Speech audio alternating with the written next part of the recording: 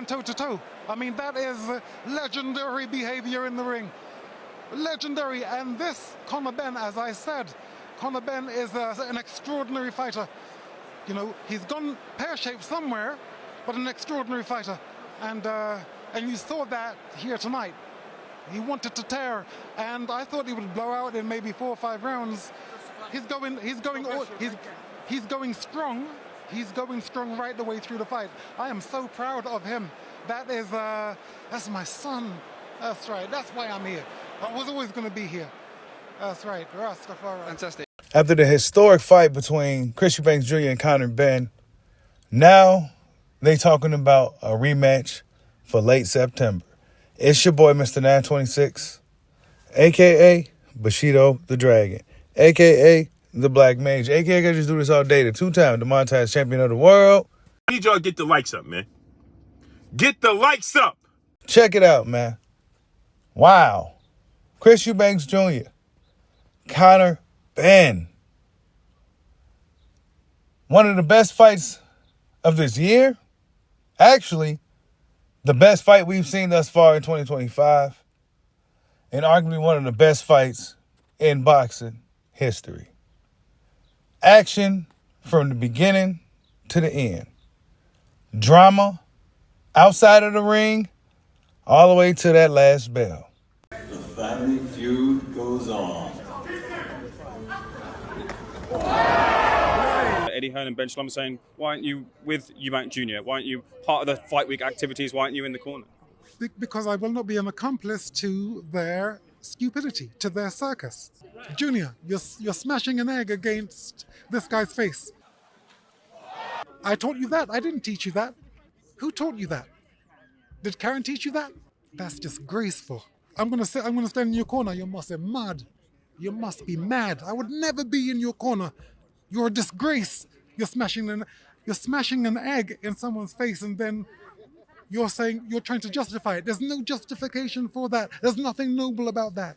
Chris Eubank Sr. ended up showing up in the 11th hour for his son. Maybe it was all part of the show, right? Maybe that was part of the show to add some suspense, some drama to the fight that almost was a WWE-like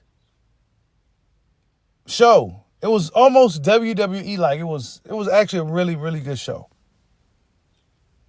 The last fight was one of the best fights we've seen. Grudge match, bragging rights on the line, no significant titles on the line or anything of that nature. Just two dudes that was fathers of two legendary fighters in the United Kingdom. Now it was their turn. They had beef. They had a rivalry, and they settled the score. Well, actually, Conor Benn said, it's not over yet. A close fight, and that's it. I could have done better.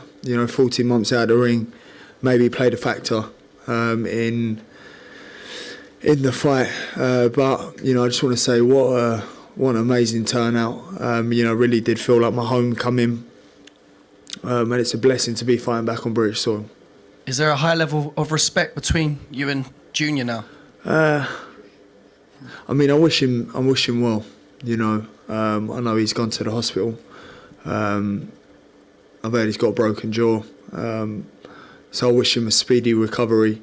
I also want to thank Senior for turning up, because this really is a family affair, and it wouldn't have been what it was without Senior there.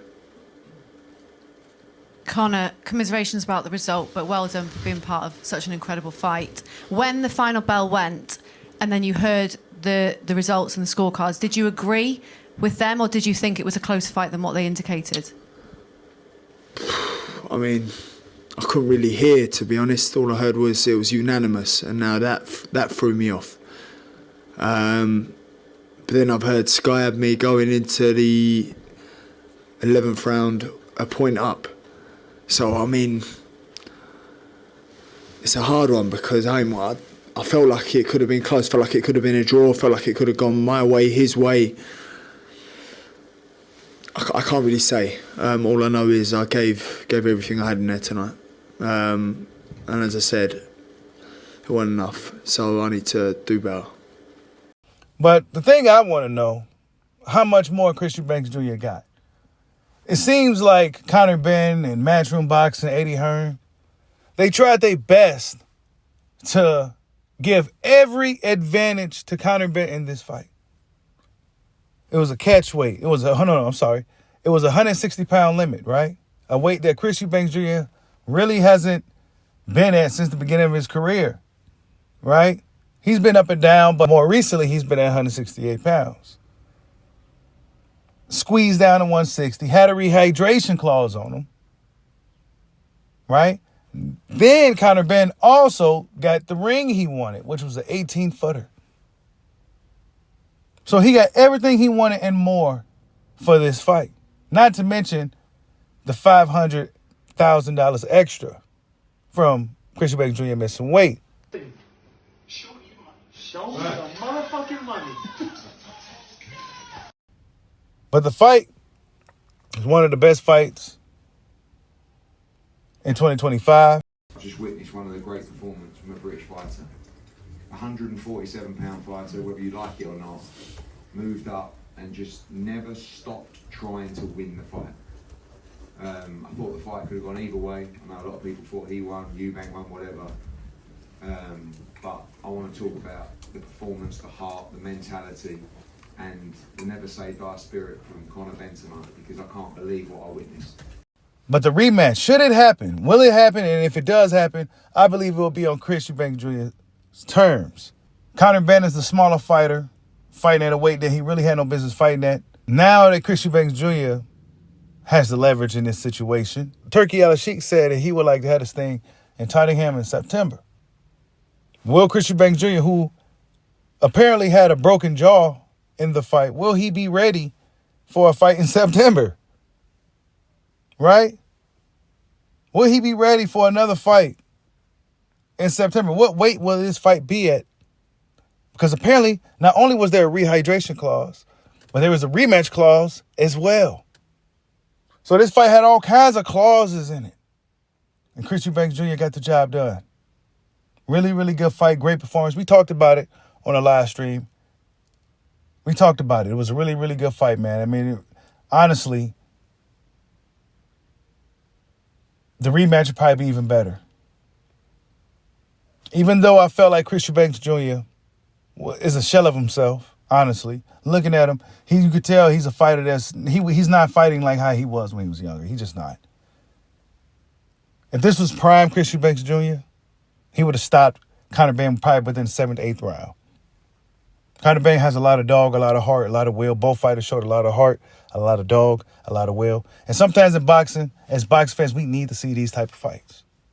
Yeah, we love the X's and O's, the Y's and Z's, the ABCs, the 1, 2, 3s. Yes, we love all the techniques.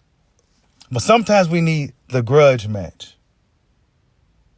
Right? The fight where you sitting there and you don't even want to budge type of match. Chris Eubank Jr. and Conor Benn, I would be glad to see the rematch. But under more favorable circumstances, I guess this is one of those fights where you gotta because Conor Benn is not a fighter that's a 160-pound fighter for real. He's not necessarily a 160-pound fighter, right? So the fighter would likely have to be at 160 pounds again just for it to be a fair fight. But tell me what you guys think. Chris Eubank Jr., Conor Benn, the rematch. Who you guys got winning? Like, subscribe, how's your boy? Peace out. Let me ask you, I often tell Christopher that boxing is a business that you never see middle class or upper class youngsters become champion, because you need hunger. You need to be hungry.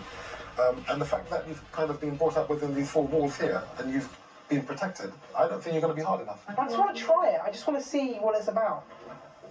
If my can do it, why can't I do it? That's the argument. 20 world championship winners, son. You see that? Actually, that's good, because he won 21. As so many people come to understand, you take a beating, is this what it's about? Well, not for me. And I hope you're not stubborn and kind of that's what you are. You're stubborn and bullheaded. Yeah, that's why you made it. Yeah, but I don't want him to. So you're saying he? No, you don't want him to be stubborn and bullheaded. Yeah, but listen, you know, in life, for the guys who don't make it, for the guys who don't make it in boxing, you know, it's tragic. It's a tragic business to be in.